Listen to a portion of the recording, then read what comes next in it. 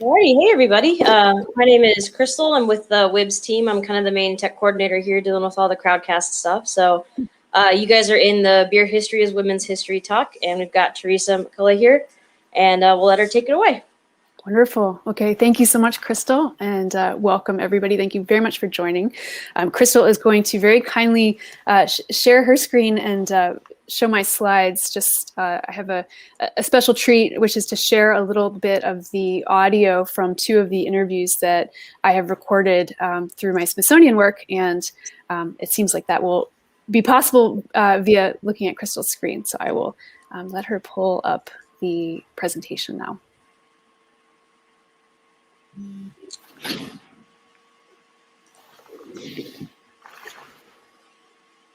Okay, can y'all see that okay?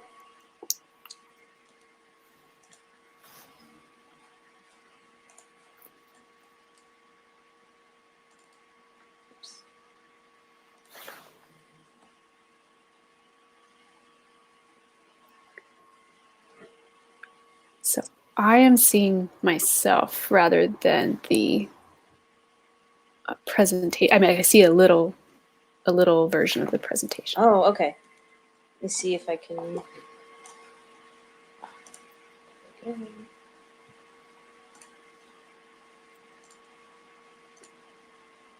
Great. I can see that. Hopefully others can as well. Cool. Okay, very good. Okay. All right. Thank you. Thanks, Crystal. Yeah. Thank you, all of you, for being here today, and a special thank you to Melissa McCann for inviting me for this talk. Slide, please. So I work as the curator of the American Brewing History Initiative at the Smithsonian's National Museum of American History in Washington, D.C. Slide. This is not where the dinosaurs live. That is next door at the National Museum of Natural History. This is where the original Star-Spangled Banner lives. Slide. And Dorothy's ruby slippers from The Wizard of Oz. Slide. This very groovy fondue pot. Slide. And also samples from the first generation of birth control pills. So as you can tell from this, if you go back, thank you. As you can tell from this very unusual collection of things, the museum really likes to collect examples of the exceptional and the everyday. And these are things that feel familiar to many of us from their time in the cultural and political spotlight, or because we use these things every day in our schools, workplaces, and homes. Slide. Alcohol, and specifically beer, sits at this intersection of the exceptional and the everyday. Slide. Beer is the most consumed alcoholic beverage in the US and has been for much of our nation's history. The US now counts more than 8,700 breweries, which provide hundreds of thousands of jobs and contribute billions of dollars to the US economy. Slide. So those numbers are impressive, but perhaps even more striking is the realization that they've really just exploded over the course of just a generation or two. So as you can see on the right side of this chart, this is the historical count of US breweries. According to the Brewers Association, the enormous, immense, explosive growth of breweries has really happened very much in our lifetimes. Slide. So homebrewing and craft brewing are very much recent and ongoing phenomena, and that quality of history in the making really provides a unique opportunity for documentation, collection, and preservation for my museum and for many others. So I thought I would take the first few minutes to share a little bit about my work at the museum and then delve into the topic of focus, which is the history of women and beer. And then I'll finish with a few words about my own path and my enthusiasm for beer history and for the beer community. Slide, please. So for the past almost 4.5 years, my job has been to document and collect the histories of homebrewing and craft beer in the United States. And this position is very generously funded by a gift to the museum from the Brewers Association, and in turn from their many member breweries. So if you happen to work for one of those BA member breweries, thank you for your hard work, which allows me to do the work of preserving what you do. Slide, please. My typical work, when there is not a pandemic, of course, involves travel around the country. Slide, please. To meet with brewers, writers, teachers, growers, homebrew shop owners. Slide. And all the many people who compose the American brewing industry today. Slide. So when I meet with people, I often request the donation of objects and documents that can preserve the stories of their very creative careers. And I'll offer a few examples of some of the things that I've been able to bring into the museum. So slide, please. These have included items such as this pumpkin ale tap handle from Buffalo Bill's, which is one of the first post-Prohibition brew pubs founded in Hayward, California in the early 1980s. Bill Owens, a photographer who founded the brew pub, is credited with reviving the pumpkin ale style. Next slide, please. This is a syllabus and overhead slide from Michael Lewis, who is a professor emeritus of brewing science at the University of California, Davis. He began teaching home brewing and also professional brewing techniques before home brewing was legal. So the first page of his syllabus has a kind of disclaimer acknowledging the illegal nature of home brewing at that time. Next slide, please. I've collected a first generation set of labels from Sierra Nevada Brewing Company. Next slide. This notebook and milk can. The can was used to store yeast in the early years of New Belgium's brewing company's history. Jeff Liebisch, the co-founder of New Belgium Brewing Company with Kim Jordan, he biked around Belgium in 1988, and he carried this little notebook with him. And inside, he recorded his tasting impressions and his notes about the bars and the beers that he discovered there in Belgium. And he flew home to Fort Collins with this idea to found a brewery in their basement. And as we all know very well, Kim really helmed that brewery to the top of the craft industry in the decades that followed.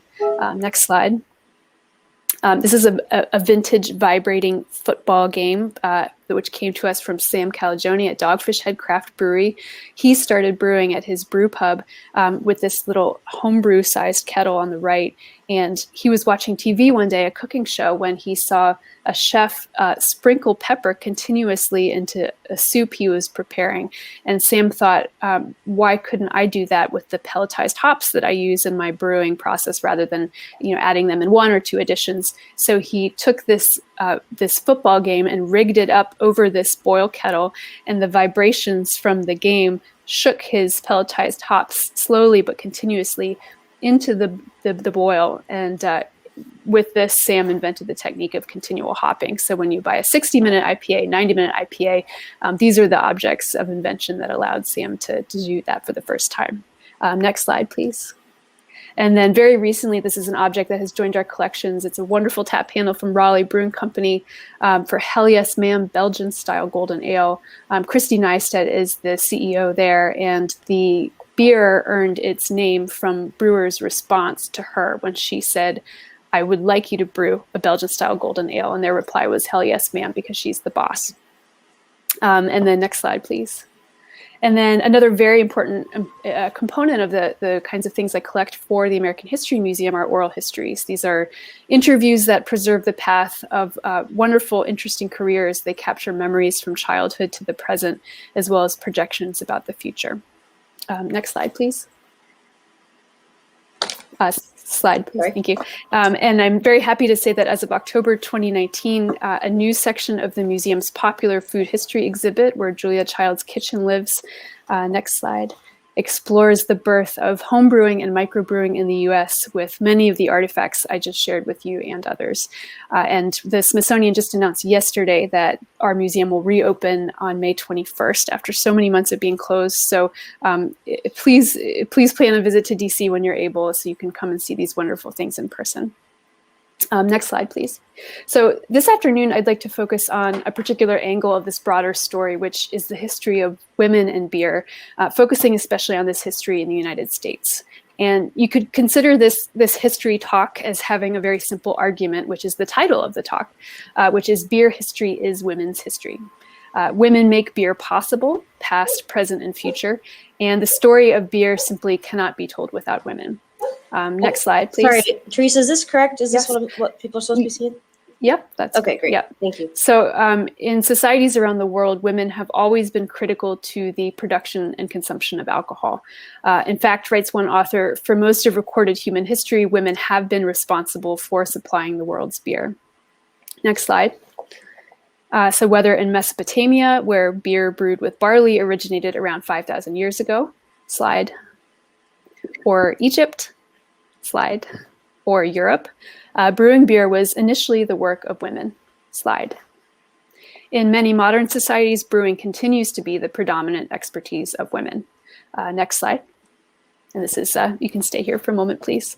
North America offers a similar history. Before European colonization, indigenous communities made fermented beverages with maple, palm, and agave saps, corn, and fruits like plum and pineapple. The first professional brewery in North America that followed European traditions was established in 1612 on the southern tip of Manhattan by 2 Dutch immigrants.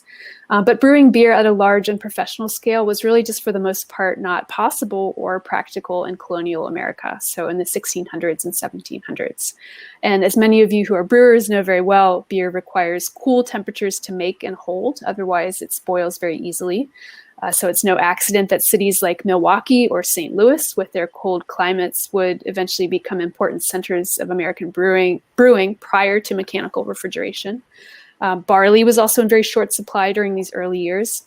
So because of challenges like these, it was really often most practical to import beer during the colonial and early republic periods, or to brew it in small quantities for consumption at home or in taverns and boarding houses. Next slide, please. So brewing was really a domestic chore, much like baking bread in these early years. And we know that enslaved people and women were heavily involved in brewing beer during these early years. And we know this from a kind of creative variety of historical sources. Next slide, please. So one example of these kind of unexpected historical sources are newspaper ads that announced the auction of enslaved people who were skilled in brewing. And here's one example from the Virginia Gazette in 1745, which reads, quote, "To be sold to the highest bidder, a valuable young Negro woman, very well qualified in all sorts of housework, as washing, ironing, sewing, brewing, baking." Next slide, please. Farther north, a generation later in Maine, this is from the diary of a longtime midwife named Martha Ballard, and her diary, which she kept for decades, shows the extent to which brewing and drinking beer were regular parts of her days. And so this page is from April 5th, 1805. She was 70 years old when she wrote these entries. But on this day, she wrote, quote, "Clear and pleasant, I have washed my clothes and floor and chamber stairs. I have been drinking a beer made of hops and balm Gilead." Next slide, please. And then from 1824, the Virginia Housewife is considered really to be the first American cookbook written by a woman named Mary Randolph. And she included a recipe for molasses beer. As I mentioned a moment ago, barley was expensive. It was very difficult to procure in large quantities for beer at this time. So ingredients like molasses served as ready sources of sugar for the beer that was being brewed in homes like hers. And then next slide, please. And then one more example from this early time period, interestingly from the exact same year as the cookbook, also 1824, but from a newspaper in North Carolina. This is an ad seeking the capture of an enslaved woman named Patsy Young, who had managed to escape twice from her enslaver. And this very lengthy advertisement for asking others to try to recapture her, described how she had supported herself for 16 years as a cake baker and beer brewer, among other occupations. Next slide, please. So all of these documents that we just saw describe beer brewed primarily at home in relatively small quantities and all brewed by women. All of this, including women's relationship to beer, began to change in the mid-1800s. Next slide, please. In the course of a single generation, so from the 1830s through the 1860s, 7.5 million immigrants came from Northern Europe to the US. Millions of these came from present-day Germany and Austria and the Czech Republic, and they brought with them new methods for making lager beers, which were so different in appearance and texture and taste from the English and Dutch ales that had preceded them. So this was really a critical turning point for American beer. Slide, please. And with the arrival of these expert European brewmasters, who were virtually all men, beer became big business for really the first time. So brewing in the US left the realm of the home. It became something made in technically sophisticated breweries, often in cities. And in the process, brewing transitioned from women's domestic chores to men's professional work. Next slide, please. And as just a kind of example of this history, so this is now the late 1800s. This is a trade card, which is, it's a very small little object. This is from our collections at the museum. It's probably 3 inches by 2 inches. It's just a colorful slip of paper that would have been included in a purchase. So if you went to a store and bought something, the merchant at the store might have slipped this into your package on the way home as a way to advertise something. But it's an advertisement for a Schloppenberger brewery, but in it we see an illustration of a man who we understand to be an immigrant who's serving these mugs of frothy lager beer. But clearly it is a man serving the beer. He's serving the beer to male consumers.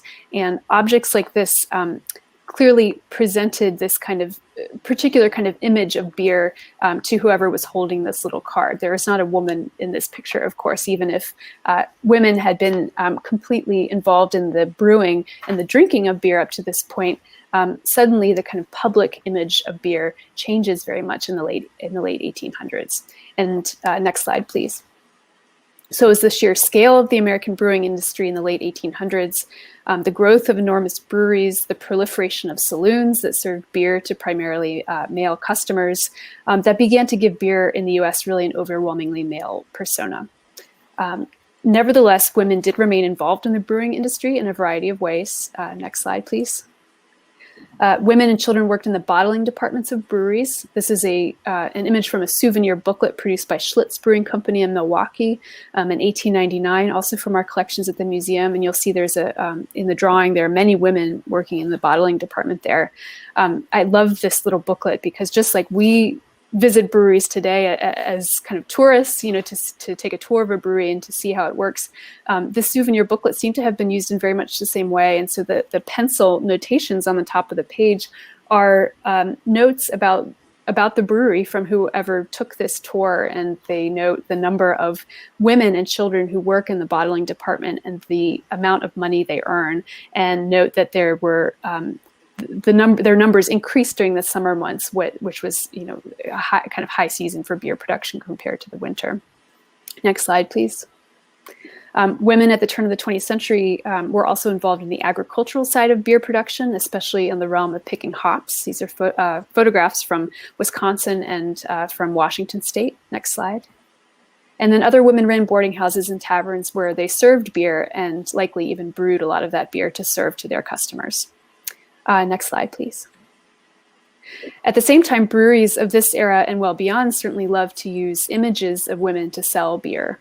Breweries took women's faces and figures and presented them in ways that were alluring, trying to convey impressions of purity and wholesomeness during this era of anxiety about the cleanliness of the food and drink industry. So if you might remember from history class reading about Upton Sinclair's The Jungle, published in 1906, which was kind of this expose of the filthy slaughterhouses in Chicago at the turn of the 20th century, brewers were very eager during that same time period to convey this idea that they were very pure and kind of careful about their production, and often women's bodies and women's faces were used as this kind of vehicle to send that message. Next slide, please. In the same years that women's relationship to alcohol as producers and consumers was kind of narrowing in the public eye, interestingly, women became increasingly visible in realms of advocacy, especially related to suffrage and temperance. Next slide, please. So many arguments that women activists made for temperance and suffrage, so for the abolition of saloons and for prohibition, and also for women's right to vote, centered on their experiences as women. Next slide, please. So that is to say that temperance advocates really argued from their positions as wives and mothers, arguing that men's abuse of alcohol harmed them and their families most of all. Next slide, please. As we know, temperance advocates were successful. Prohibition went into effect in 1920, and for 13 years it was illegal to manufacture and transport and sell intoxicating beverages. And Prohibition was really quite devastating to the American brewing industry. Next slide, please. But fairly soon into Prohibition, public opinion really began to turn against it for several reasons. One of these was the perceived extent to which women and underage Americans seemed to have actually increased their alcohol consumption during these dry years, many of them in these kind of forbidden speakeasy type atmospheres. And here too, women played an activist role to repeal Prohibition, just as so many women had played an activist role to enact Prohibition in the first place. Next slide. Prohibition was eventually repealed in 1933, but following Prohibition, it was not a kind of quick and easy return for the beer industry. Most of the breweries that had been able to wait out the dry years were bigger breweries with regional or national reach. And for the most part, in the years that followed Prohibition, most breweries did not really seek to advertise to women as beer drinkers. They had not done this before Prohibition. They wouldn't really do it after repeal, except for a few exceptions. Next slide, please. But brewers still understood that women were very important, and this was because they were the primary shoppers for American households. So instead of the working man going out to the saloon or bar to order a beer, now his wife shopped for beer at the grocery store and brought the beer home to him. This was the assumption that so many of these producers made in the 40s and 50s and 60s. So brewers needed their packaging to appeal to women in supermarkets, even if they didn't think that women would actually be drinking that beer. So this is an advertisement from the company that made the six-pack carton. And if you can read the tiny text here, it says, when the lady of the house goes to the supermarket to do the family shopping, your beer packaged in a Morris beer carrier will stop her, remind her to buy beer for the family's needs, persuade her to buy your beer. Next slide, please. Women were also the cooks in American households, of course. At least that's what so many brewers also assumed. And so this is a really interesting pamphlet created in 1934, right after Prohibition's repeal. It was offered to breweries to personalize for their own brand the art of serving ale and beer in your home. And the pamphlet really, in a way, sought to kind of reintroduce beer to American eaters and to women as cooks, and to try to teach women how to pair beer with food and to serve beer in the home. So as an example of this, on the bottom right, this paragraph, cheeses. If you ask any 10 people what to serve with ale and beer, at least 9 will answer cheese. Next slide, please.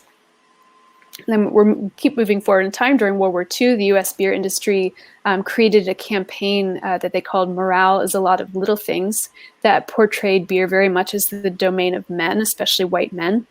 These ads tended to show men relaxing and socializing in the home, often with women cooking or serving. So, again, breweries are relating to women in a very similar way in the 1940s as they did in the 1930s and even before.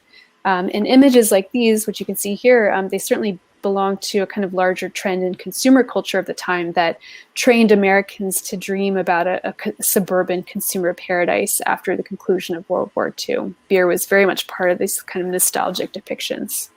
Next slide, please. So as the American brewing industry consolidated throughout the 1950s and 60s and 70s, the relationship of women to beer, at least as depicted in advertisements, remained largely consistent. Next slide, please.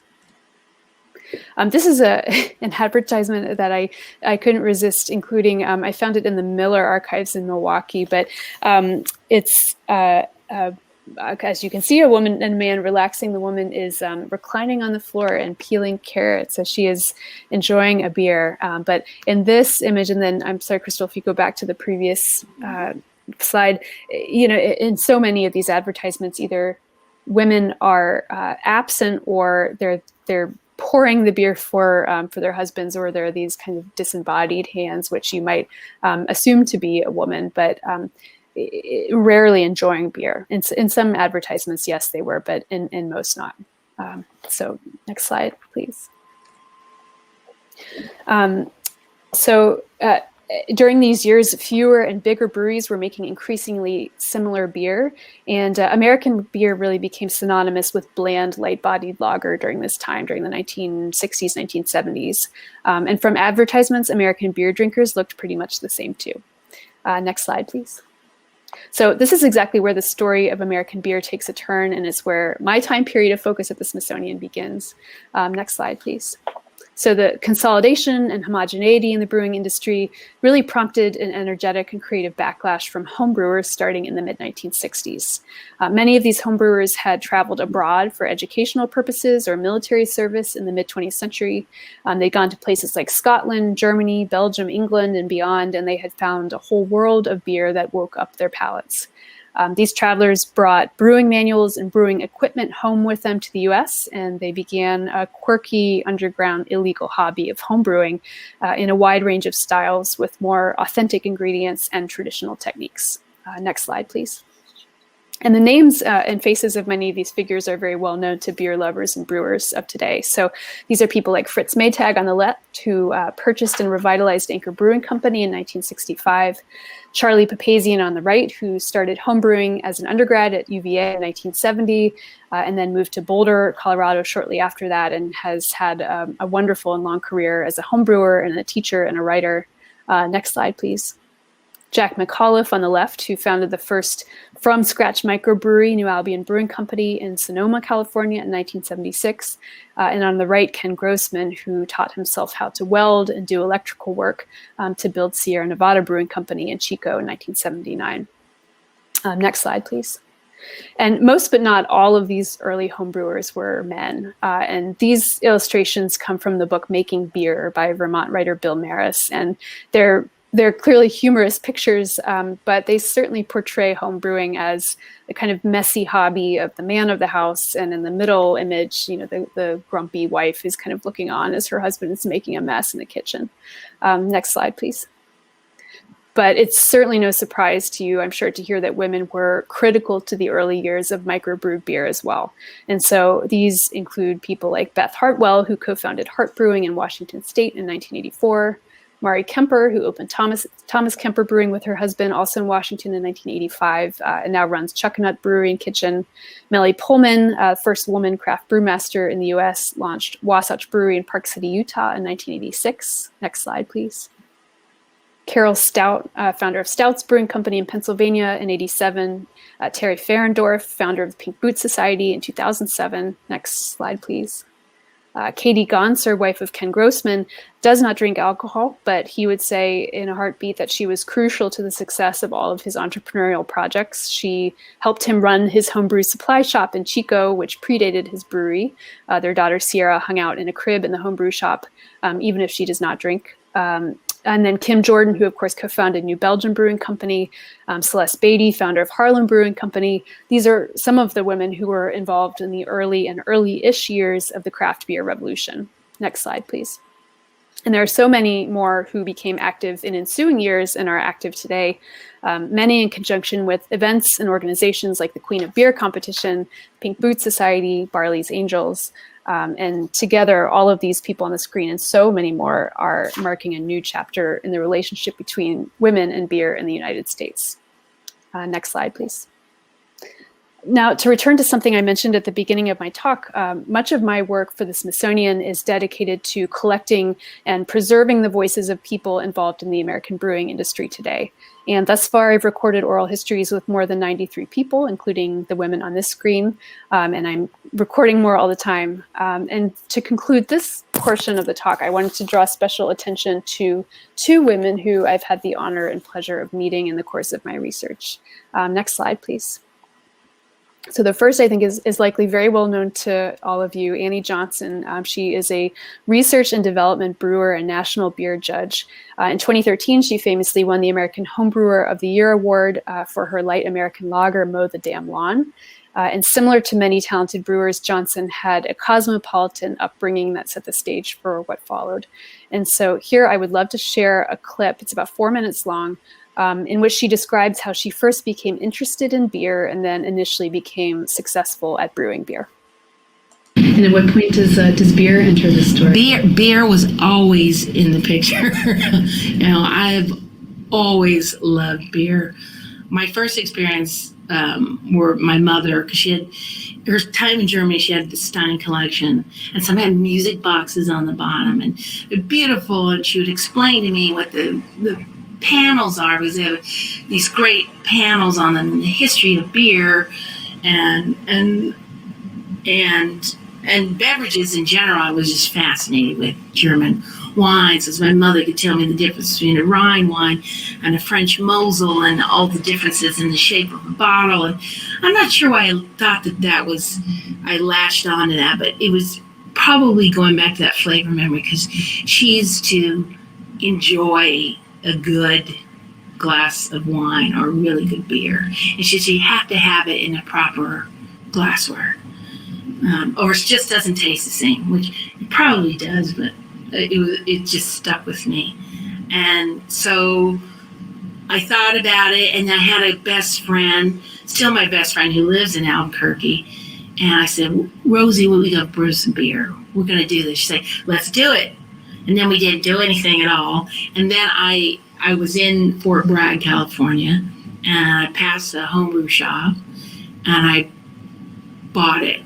I bought a kit because I had some cash because I worked for a concert promoter, and we had just finished Reggae on the River, which was one of the best concerts ever. But they pay you, and then you go and decompress. You know, you're over in Humboldt County, and you come over to Fort Bragg, Mendocino. And so I bought this kit. I took it back to Sacramento. I went to Rosie's house, and we looked at it, and her husband Josh, and I thought, well, let's just do it. So we started on Sundays, and we would always watch football. They're big Raiders fans. I'm a big baseball fan, and so we made our first beer, which was a Tim Brown ale, because Timmy Brown was star on the Raiders. And then we started going on, and it was terrible. I think the first ball is probably still orbiting the universe because it's just too overcarbonated. But they were getting better, and so we named them all after Oakland Athletics and Oakland Raiders players. So we had our Plunkett Porter, we had our Raleigh Fingers Red, which is still one of my favorite beers. So we have all these beers that we're making. And then Rosie got a job transfer to Delaware, so she left. And so she took the kit. She took everything with her because I gave it to her essentially. And so that was it for a few months. And then I got a package on my doorstep, and it was the whole homebrew kit, and it was a huge box of beer. I opened it up, and it was a bunch of big 750 ml Dogfish Head beers. I'd never heard of these beers. The labels the art was beautiful. I thought, what is this? And she said, there's a brewery that's 15 minutes from my house in Rehoboth. You got to check it out. I sent you a bunch, and she sent me the kit. So I was drinking it out. These are fantastic. And so I started brewing more and more and more on my own. And then I thought, well, I'm going to take one of these beers and put it in the California State Fair. And it was a version of our Raleigh Red. And I put it in, and I got a first place. I was so excited. A big, fat, blue rosette. And I was hooked. So I love listening to that segment. Among many interviews I've recorded, everyone has a kind of origin story, like an aha moment when they first discover beer, they first realize the intense pleasure and pride that they get from producing something that is technically excellent, but also is going to give a lot of pleasure to so many other people in their work. Next slide, please. And at what point does beer enter the story? Next slide. Beer was always in the... Sorry. That's okay. Next slide. Thank you very much. All right. So as for the second clip that I'll share, I mentioned the importance of Jack Mcauliffe and New Albion Brewing Company, which was recognized by many as the first original post-Prohibition microbrewery. Next slide, please. But Mcauliffe had two women co-founders of the brewery, and their names, Susie Dennison and Jane Zimmerman, have come to light in recent years thanks to the research of writers like Maureen Ogle and Tom Machitelli. And in this photo, Susie Dennison is standing in the top row in the back. She's holding the dog. And then on the bottom right is actually Michael Lewis, the professor of brewing science from UC Davis. He brought his brewing science classes to see New Albion after they opened so that his students could see what a tiny brewery looked like in operation.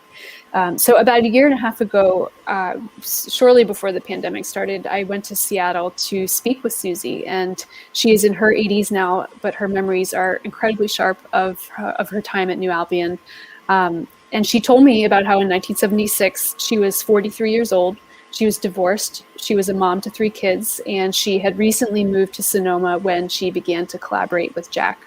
So if you go to the next slide, please. This is a wonderful photo of her at the brewery during that time. And then in this clip, which is also about 4 minutes long, she talks about meeting Jack through a friend at the local food co-op and her memories of working at the brewery. At some time later date, Michael also suggested that it would be fun perhaps for me to meet Jack Mcauliffe. who was a home brewer and loved going to a really fun pub called the Edinburgh Castle in San Francisco. And so I remember we did go one night, and in my Dodge van, and Jack talked me into his dream of opening a building, a tiny brewery. And I didn't want to get involved alone, so I asked Jane if she wanted also to be involved. And at that point, we both invested we each invested $1,500. That was our huge investment in the brewery, and of course my van. And all of our energy and time. Well, especially mine. I was the one who helped Jack get the permits. Jane did help with the building. Jack taught me to weld, to sheetrock. I mean, I did things I never dreamed in my life that I would be doing. We built the brewery from the ground up. I mean, we raised the walls inside of an existing space. Well, and I'm curious, even before all of that, what made you interested in doing this with him? Well, I like the idea of this entrepreneurial business, and it did, even though I wasn't a big beer drinker and certainly not a home brewer, it was an exciting project, and I thought to be from the ground up with an interesting, intelligent person, which Jack certainly was. I think Jane was a little more circumspect about it, and she didn't want me to stop doing the music. But that's what happened. And so, as the brewery prepared to open, what aspects of work were under your purview? What did you do at the brewery? Well, Jane and I did the brewing at the beginning. He taught us the whole procedure. It wasn't really that complicated. It was labor intensive, and it involved lifting very heavy things and being very diligent with temperatures and time. But we obviously did a good job because he seemed pleased with both of us, and it gave him, Jack being him, the opportunity to, for example, drive to San Francisco and get the hops, or do any number of other marketing jobs that he took upon himself once he had taught us how to do the actual brewing. And how often did you brew? Every day. One batch a day? Or more than one batch process. Okay. Jane and I would sit in the brew house, trading our life stories, becoming close friends. She would be complaining a lot about Michael, and I would be worried about Carla, who was living in New York under what I thought were substandard circumstances in the East Village, in some terrible place with burning mattresses and I don't know what. Oh God, I would sit at the top of the brew house, sometimes crying, worrying about her. But that all worked out too.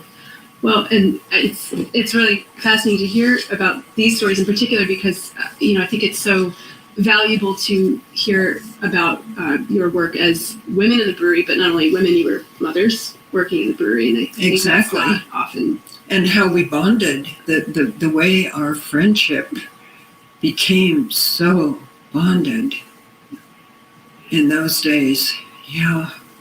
And that was a product of the long hours in the brewery, the exactly. hours required to make beer.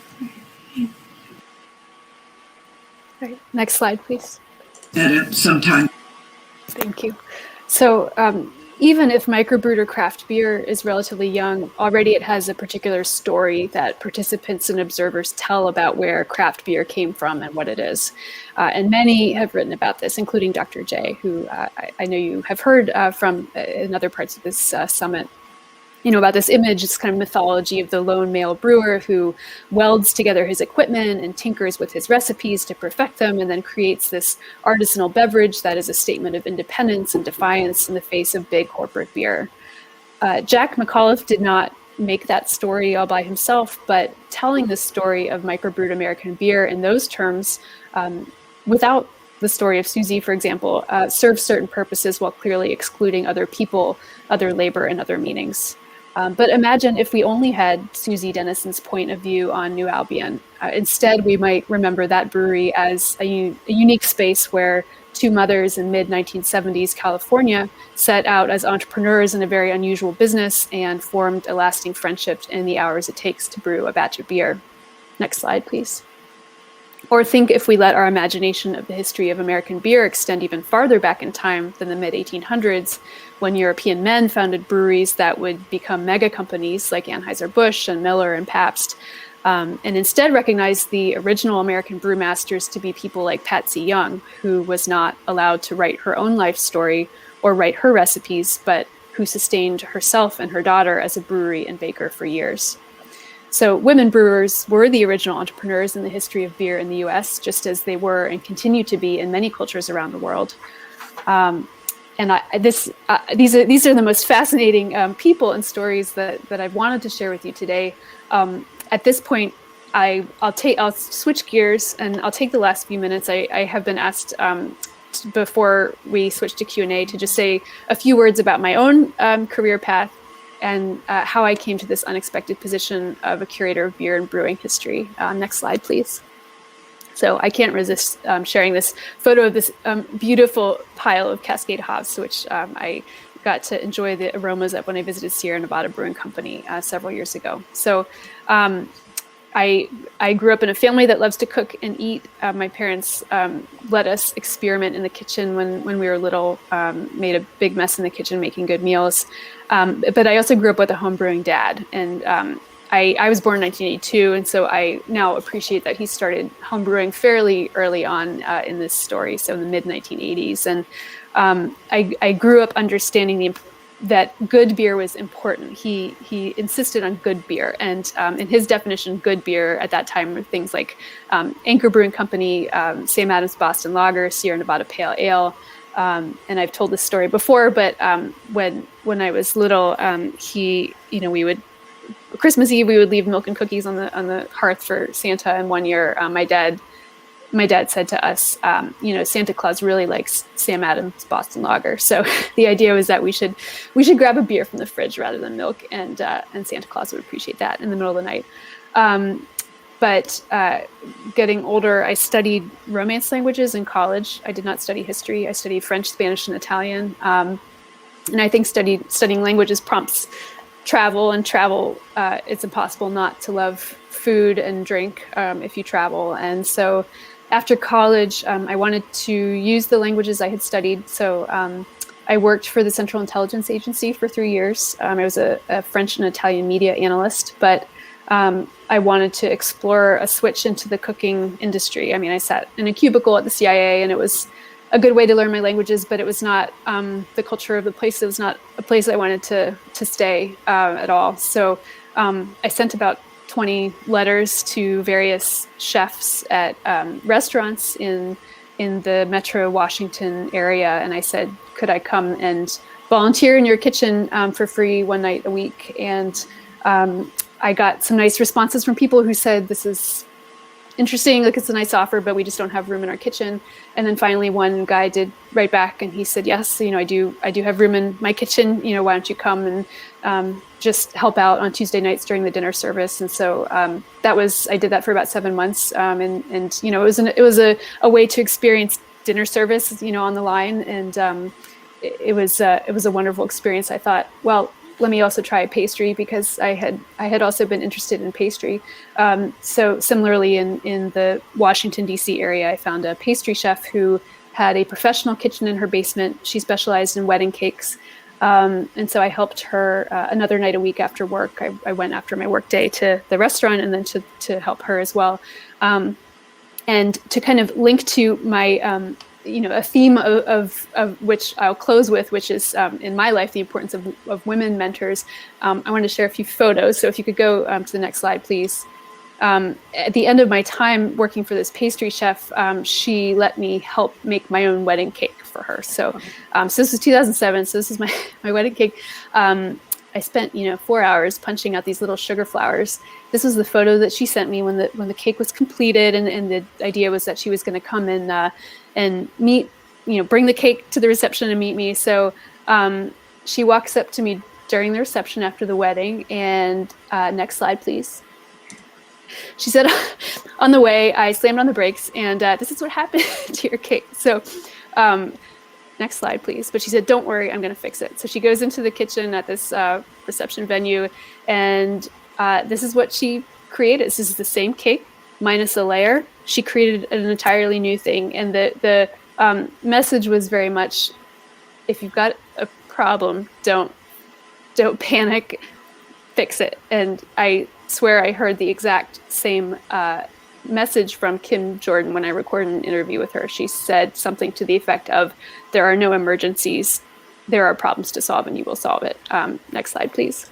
So on the right, this is the pastry chef who was one of my many mentors along the way and solved the problem very quickly. Next slide, please.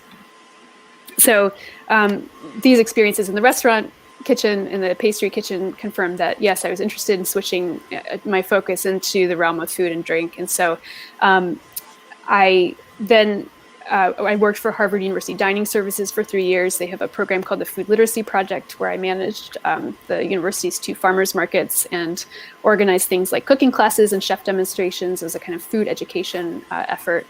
And then I knew I wanted to study food and drink academically, though. So then I got into the American Studies Ph.D. program at Harvard and studied the food and drink industry in New Orleans in the 19th and 20th centuries. It was a wonderful place to study how intensely food and drink can be involved in the history of a particular city, while also using the languages I had studied. And then it was during the end of my time there that the job ad popped up at the Smithsonian. And so I'll just conclude by saying, at various stages, I've seen, I think not quite on purpose, I have assembled women mentors who have been supervisors or who have been coaches or, just people who have really mentored me in very generous ways. And, these are things that I hope to pay forward in the future. So if you can just advance a couple slides, please. To answer the final question, what is your passion for this industry that I was asked to think about? Anyone who makes great beer or is involved in the making of great beer is interesting and has a wonderful story. Nobody is boring who I've met along the way at all. I really enjoy that the subject of beer kind of slips between science and art. It's work, it's pleasure, it's a sensory topic. And then finally, you can advance, please. And then finally, I think just doing this work at the Smithsonian really adds an extra dose of excitement and inspiration, because everything we do at the museum is with the idea that we want visitors to see and understand that everyone is a participant in history, that what you are doing, your work matters. And, everyone is making history with their work and their lives. And so please, I hope you understand that when you come to the museum. That's the whole idea behind having beer present in public programs like this or in exhibits. And that is what makes my work there so wonderful and exciting. So I don't know if I have any more. Can you advance, please? Oh, and getting to enjoy wonderful beer does not hurt either. So, and then the final slide is my contact information. But I would love to take any questions that anybody has, and I thank you so much for tuning in wherever you are. So, Okay, thank I'm gonna you. come out of the presentation here, and we'll get to the QA. Sounds great.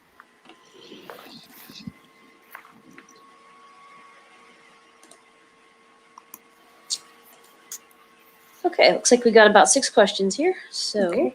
let's go through the first one. Alrighty, so this person says, thank you. Always such a joy to watch and listen to you talk about your work. Congratulations on the coming exhibit at the museum. So the question is, what can and should all of us be doing to help you preserve the contemporary histories that are unfolding? If not the Smithsonian, what kind of forums, organizations might be interested in taking archival materials? Sure. And I want to point out that we're not the first to seek to preserve brewing history. That I'd recommend so many other wonderful collections, especially the Oregon Hops and Brewing Archive at Oregon State University has an incredible collection related to the brewing culture of the region. If you go to their website, they have just an awesome selection of oral histories and other kinds of artifacts and documents they've collected. There are other collections at Cal State San Marcos and the Hagley at the Hagley Museum in Delaware. So there are regionally focused efforts to do this saving. We have a national scope, which is great, but it just only means we can't go to the depth that a lot of these regional collections can do. And then certain breweries have their own efforts, like New Belgium has an archiving team, an archiving effort that is really thinking about how to preserve their history. And so I'm not sure if the person who asked this question, if you work at a brewery, but it's actually Dr. J who asked the question. Dr. J. Oh, well, I think something that I have to combat when I am traveling around is just always this notion that at various breweries that the things people work with aren't monetarily valuable or maybe not interesting, and that's I want to say so much that's not the case. That even things like your brewing logs or records of your business transactions, those are the kinds of things that are absolutely the archival gold of the future. And so very simply, the first request is just not to discard anything, and to talk to an archivist or a historian or someone at a museum, whether it's at our museum or another, about if you have a kind of collection of things, about whether they might be interested in taking and preserving it. So don't throw away, and then reach out and see if it could live on somewhere else. So great. All right, we've got another one here. So it seems men overtook women as brewers in Europe before the United States, though it was originally women's work in European history as well. So what was the catalyst there? In Europe, that's the question. So and this transition really happened in other places too, even in ancient Egypt, and really the history is fairly similar even in different contexts. That it's when brewing, when the demand for beer reaches a certain scale, that brewing needs to become a profitable profession. It needs, when beer needs to be produced in large consistent quantities, and especially in European societies, men had access to things like professional guilds or educational opportunities, access to capital that women just did not have. And so at different points in time, in different places, a similar kind of story was replicated, and that happened in the U.S. as well. Cool.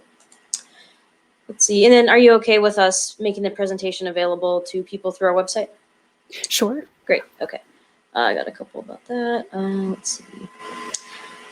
So what is your personal connection with beer, and then what makes it so fulfilling for you to work on women in beer history? Mm-hmm. What do you hope people take away from your work? Okay.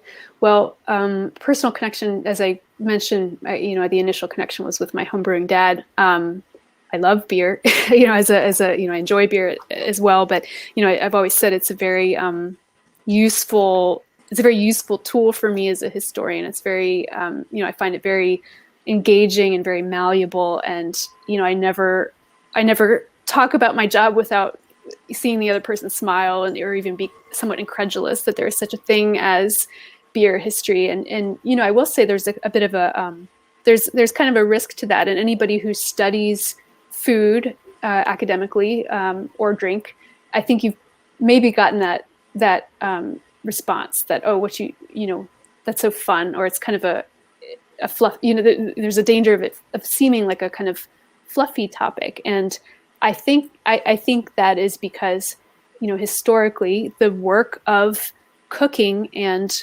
brewing or distilling and the work of producing food and drink and serving food and drink has most often been the work of women, the work of people of color. It's been, kind of in our minds, in our society, has been kind of separated from more quote unquote serious domains of economics or politics or what have you, even if beer is very much involved in those things too. So, I try to kind of push against those notions that this is, that beer history is fun while also having a wonderful time doing this. And so, I think always just beer is a great way to have a conversation about history, whatever you want to talk about. Do you want to talk about immigrants? Do you want to talk about, gender? Do you want to talk about advertising? Really, it's a kind of entrance into any aspect of history. Nice. Great. And then finally, people are wondering, let's see, the oral histories that you had in your presentation, can those be accessed anywhere, or can we get more of them? How would that work? Yes. So these will eventually live forever in the Archive Center at the American History Museum. And because of our internal process at the museum, they have essentially asked me to kind of to prepare everything and then hand it over to them when the collection is complete. And of course, I feel like it could never be complete, but at some point it's got to be somewhat complete. But until that point, you can email me, and I'm so happy to share the PDF transcripts and the audio with you. And I have already done that with writers and with teachers. There's a professor at the Cornell Hotel School who is using these in one of the courses he's teaching, which makes me very happy. So, when I collect these are for the use of the public. These belong to you, to all of us. So please feel free to be in touch with me directly via email, via Twitter, and my contact information is hopefully accessible via the Summit website. Great. Yeah. Looks like we've got a couple more coming in here. I think we have another minute or two, so let's see here. Someone's asking, can you visit the collection already live in the museum? Yes. So the photo of the case I showed you, it is on display in the food exhibit at the museum. So when you enter the museum, which, as I mentioned, we will reopen on May 21st, on the first floor of the museum, the exhibit is called Food Transforming the American Table, and Julia Child's Kitchen will greet you at the entrance to the exhibit.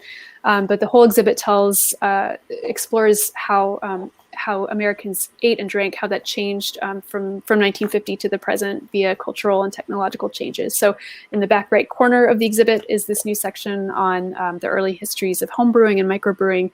It focuses especially on California and Colorado in the 1960s through 1980s, but there are awesome artifacts from Fritz Maytag and Charlie Papazian and Michael Lewis and Jack Mcauliffe and Kim Jordan and others.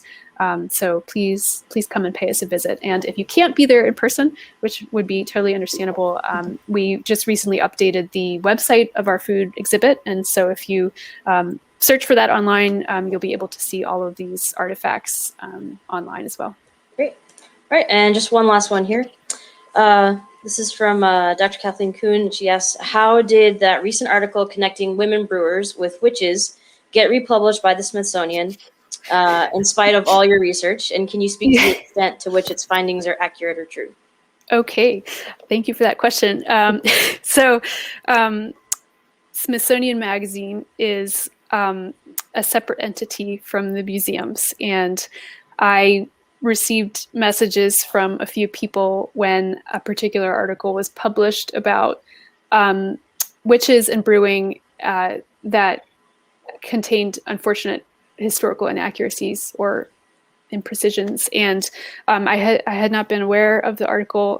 It's, like I said, we're not, our operations are different. And so I reached out to the magazine, to the editor, and I pointed those out and expressed my concerns, and they were very receptive to that. And they gave me the opportunity to suggest that they write an editor's note at the top of the article and direct readers to the scholarship of people like Christina Wade and the writings of Tara Nurin, who have studied such a subject. And it was an unfortunate republishing from another source, and I regretted that happen, because I think, from the outside, people see Smithsonian and they kind of, I would imagine, assume that all efforts are unified, but that's not the case. But I really appreciated the kind of immediate response, and then the support that came after we were able to correct that. Yeah, so that's great. Yeah. All right. Well, I think that sums up all our questions. Well, thank you so much for that presentation. That was great. Appreciate your time. Yes, of course. Thank you so much, everybody, for joining in. So. Great. So just for everyone's information, this will be available in the recording after we close down the session here. And again, to navigate to your next session, just click the schedule button underneath the main event title. And thanks, everyone. My God, yes. All right. Thank you very much. Bye. Bye.